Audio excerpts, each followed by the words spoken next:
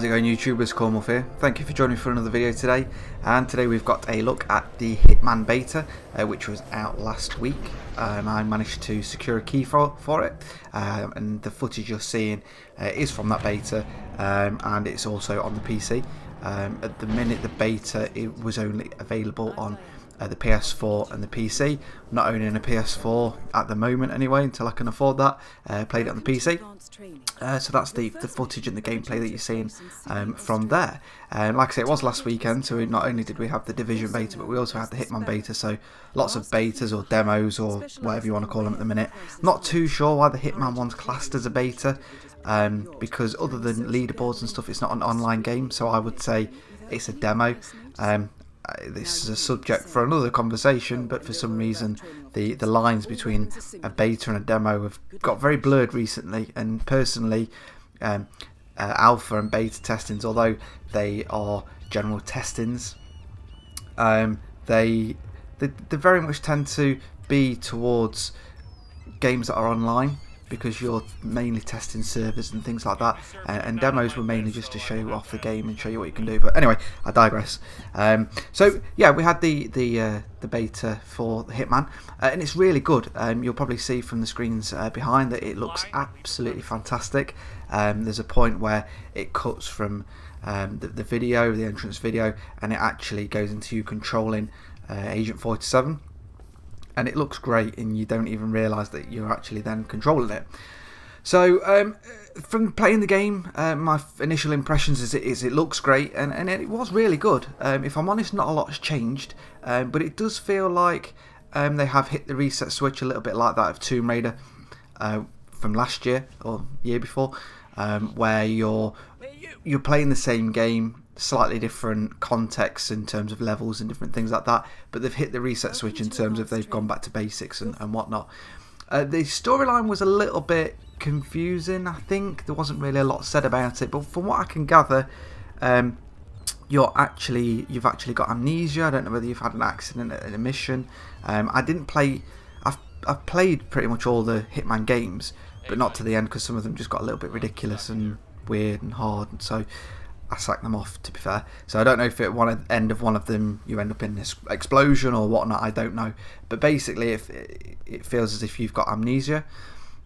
So they're trying to get information out of you to see if you actually have forgotten things, or you're trying to infiltrate something, because at the end of the day you are a hitman, so someone else may have got to you, paid you off to do something, and then suddenly you're at the headquarters for the agency that you work for, trying to get in. But you do actually meet Diana. And that is the lady that's been in your ear for pretty much all the games, I think. So she's there, and what's happening is they're sending you on training missions, and these are the three missions that you get. The first two missions are actually the same, but they're separated, which I'll explain shortly for you. And these are apparently missions that you completed or executed way back when, and that's what you're doing. So the first mission, you're on a boat, which is in like a studio set. It's a bit weird how it's set up, because it's all non-lethal, although you're actually doing the lethal takedowns, and in effect you could snap someone's neck. You're not actually snapping their neck. It's a little bit weird. So the first two missions are actually surrounded by this boat. It's a party boat. There's a main guy that you've got to take out on there. I think is some leader or something, who's trying to sell some information, so you've got to take him out and then escape. And the escapes are basically next to a car, a boat, another door going out or whatever, and you just hit the button when you're done. So the first mission is very much a training mission. It's literally saying to you, you can't go here, go there, all well done, nobody's ever thought of disguising themselves, different things like that. So the very first mission is very much a training mission. You can do a little bit of free play, but not an awful lot. And then from there you get to do the same mission again, and this is where it's telling you more about the actual gameplay itself as opposed to the game. And each mission you can replay it. There's lots of different ways and lots of different things you can do on each mission, and there's achievements for doing those and things that you can unlock when you do the mission different ways. So you can take him out with a bomb, there's several ways to escape, and there are just lots of different things in each one to do, different people to disguise as and whatnot. So it's really good in it, and that's how it explains that bit to you in the second part of the state. It's in the game. And then The third and final mission is in an aircraft hangar. I think it's set in one of the World Wars, and again you infiltrate it in, you can disguise yourself. There's the second and third mission of free roam. You can do what you want, you can disguise yourself as who you want. Some of the really good bits that I found on the game, it's really easy to control, so you can plan your movements out. I wouldn't say it was easy, I'm quite methodical when it comes to stealth games, but you do get to kind of just take your time with the game, which is really nice. In previous Hitman games, I felt like if you didn't get to point X in a certain length of time, then that bit, if you wanted to disguise yourself as that person, or if you wanted to do a certain thing at that location, that was it. And I felt on some of them that there's one level that reminds me, I think it might have been from Blood Money, where you're in a crowded area. It's like a Chinese market festival thing going on, and if you wanted to go and take out a certain guard, you pretty much had to sprint across there, which is not what Hitman would do. They would methodically plan what they're going to do and then go, right, next time he goes back there to have that cigarette, have a wee, whatever, you take him out. But and I feel like in this game they've kind of gone back to that you can take your time and wait for that person to go back, or the person that's studying some documents or trying to make a phone call or patrolling in a certain area. They are a little bit slower, that you seem to have a little bit more time to do things, which I really like. It's a little bit more realistic in that sense.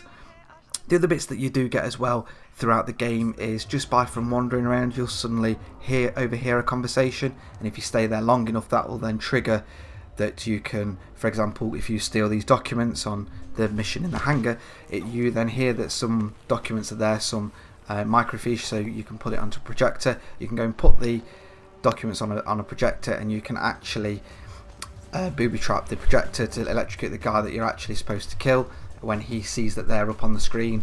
And there's a few other different things like that, which is really good. So the actual game feels like it's living, but then also you've got the extra bits on top of that where you can actually pick up, oh hang on, I was about to go over here and shoot him through this window or snap his neck and chuck him out the window, whatever, but actually now I've found that out, I'm going to go and try this way.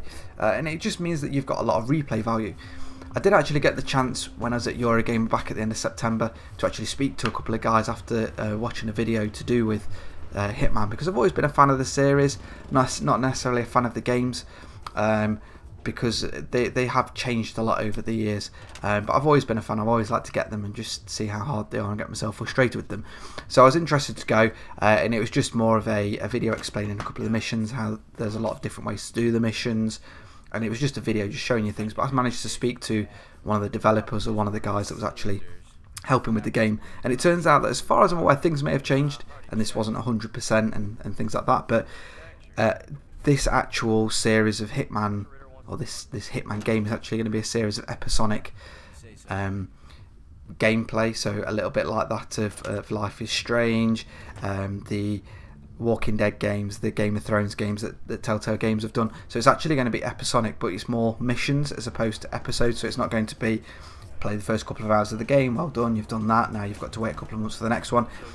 I believe that what they wanted to do, and whether they have or not, we'll have to wait and see for the full game, is they give you 1 or 2 missions and you get those to do them, and you've got a main person to kill, but then when you replay it, there's lots of different ways that you can replay that mission.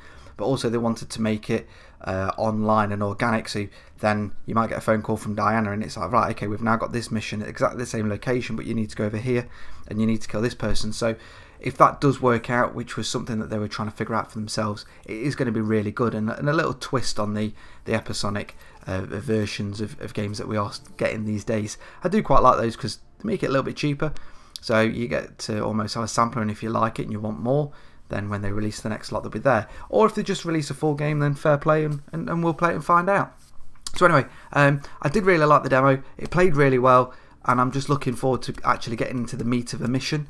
The only thing I did find with the demo, with the beta demo, whatever you want to call it, is that it did leave me wanting more, which is good. But I felt like I've done these missions, but I actually need to see some actual gameplay. I need to see what happens if I do kill someone in the street and that, because although the training missions were meant to be live and real and things, I wanted to actually do a real mission. The training missions were set up as training missions, even though everyone was set up to react to things, and they did react to things. If they saw a dead body, they reacted. But it'd be nice to actually go into what is an actual living, breathing part of the game as opposed to training, because training is always a little bit different. So anyway, I did manage to get quite a bit of time into it. I hope you've enjoyed this footage. Let me know what your thoughts are on the old Hitman series. What are your favourite moments from the game?